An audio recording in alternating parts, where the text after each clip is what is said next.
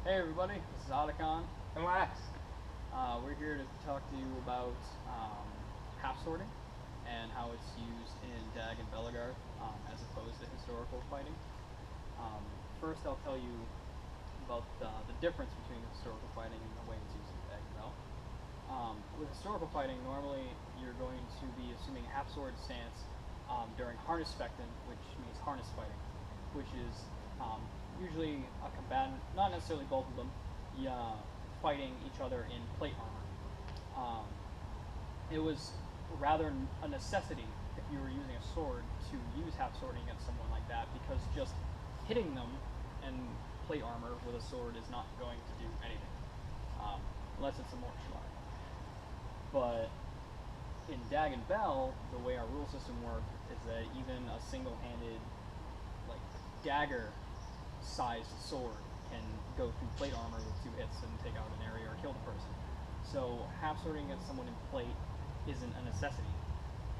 The way it's used is usually to defend yourself against longer weapons. It doesn't work really at all against shorter weapons, but it can work from shorter to longer weapons. For instance, using blues against reds in a half-swording manner.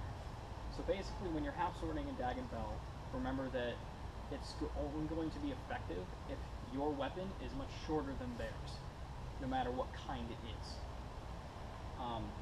So the first thing that it is usually used against is against spears. And the way, I'm a lefty, so you have to get switched around, but it applies equally.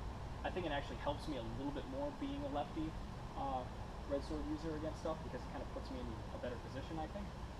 But basically, Lax here has a 6 foot pointy bit, and usually on the field you're not fighting 6 foot spears. Usually they're going to be 8.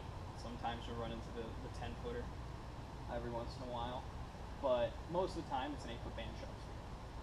And it actually works a little bit better against the longer weapons, because when you use the technique, it takes them much longer to get that point back into play than it does for your red sword to get into play.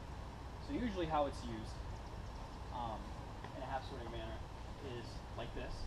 You can have it down here. A lot of times I'll have it all the way down, or halfway. I switch all the time depending on how much leverage I want to apply and what kind of weapon I'm going against. But I think most of the time I've got my hand about halfway down my handle, depending on how long it is.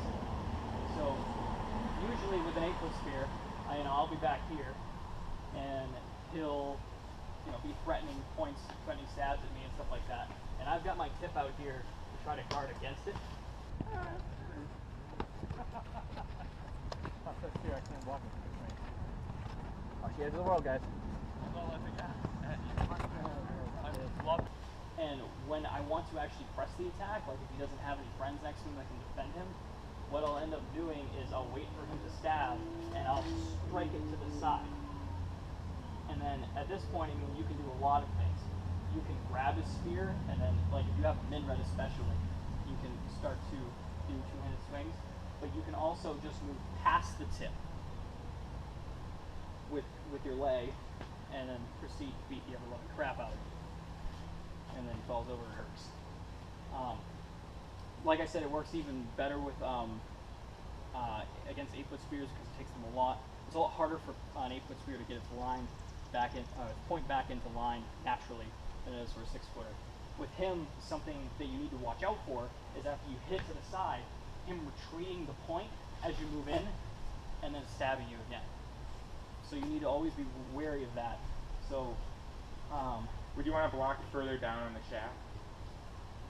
Yeah. Like closer to me?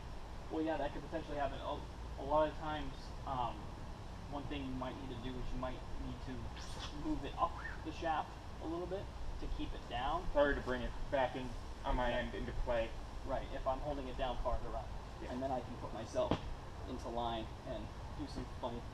When you do that kind of thing, watch for hitting people in the back of the head or in the back of the neck. Obviously, always watch for rear aiming no matter what, especially with a red sword. Or spear to the face. Thank you.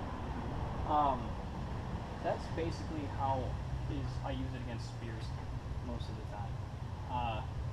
There are other ways to deal with spears that's, in my opinion, a little bit harder, and you kind of have to be in like that zone a lot of the times, where I'll be running at a spearman and I simply strike into their stab without missing and then having them stab me in the face. Like,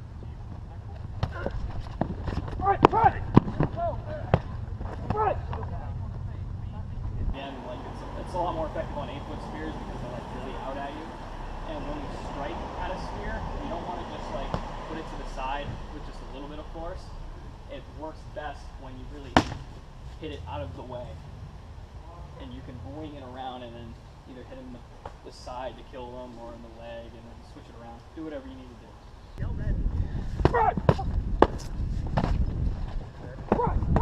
At that point.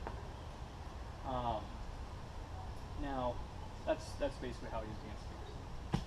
Now, it also works against glaives. Really any kind of weapon that's longer than yours, it works against. The way I normally use it against glaives, at least as a lefty, as a righty, it would be a little weird. You have to figure out your own kind of mechanic about it. But you could also switch to a left-handed grip if you want to half sword as a righty. That's totally just legitimate too. Now, a lot of the times with glaive shots, they're going to come at you either 45 at the 45, the 180, or the 90 rather, and I've seen ones that come up like this. yeah, sometimes down like that. A lot of the times they're coming at you 45, especially if you're a red sword guy, because you got your arm open here. They might try leg snaps or something like that. But at least against 45s, what I normally do is they'll bring it in. I'll get it wrong, but I'll block it like this and then move in and stab.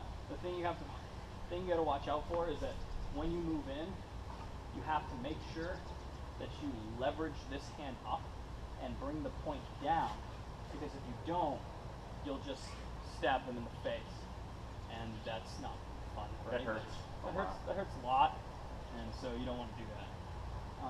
So yeah, when you block the 45s, block, leverage, you're in their half padding now and all this 20 bits, so they're not doing anything to you. Stab them in the gut. If you graze, you're still out of their effective range. Bring it around and do a false edge cut. This would be my true edge. This would be the false edge.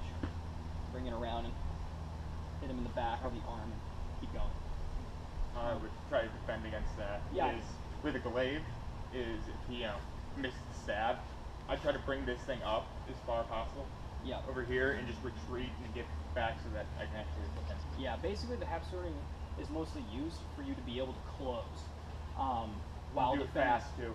Yeah, to close fast and defend yourself with a very wide angle of defense at the same time.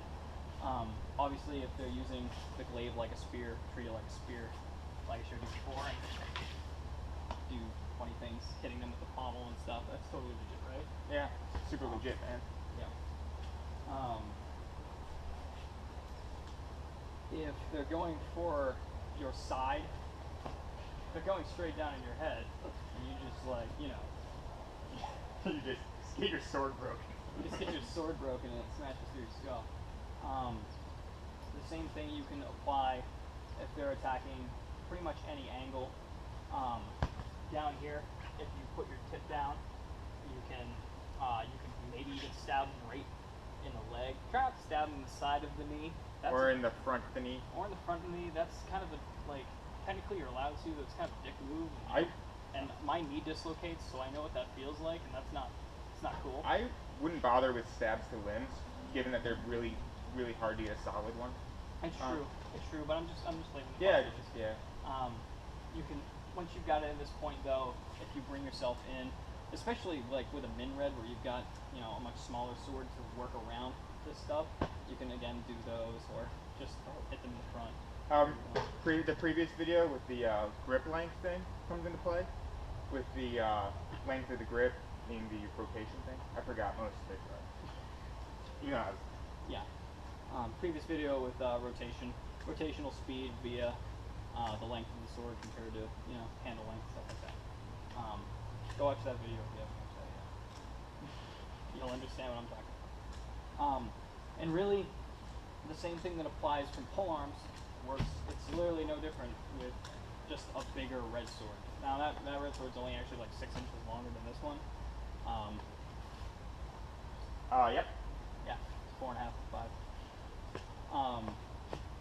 So like, I mean, you can do that, but a lot of times, you're just gonna be fighting a normal red sword stance. But this is totally possible to do. To just block a shot, and I mean, if you've got a crossguard in your sword too, you can. Especially super aggressive crossguard. Super aggressive. Yeah, if you've got an actual like real crossguard, aggressive one, as long as you make sure you're out and not up in their business while you're doing this stuff with the handle flying everywhere. Yeah, don't just punch them in the face with the handle. Keep a nice distance when you're doing it. Go ahead. Yeah, keep a nice distance when you're doing it. Something like that. You can. I'm sure you guys can all figure it out. You're competent. Most of you, some of you. I'm not. A few of you. He's not. Fuck no. I'm not. I have no idea what I'm doing. Shut the fuck up, man. Okay.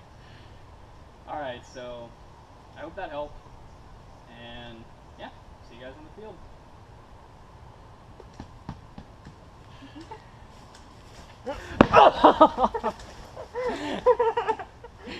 Red.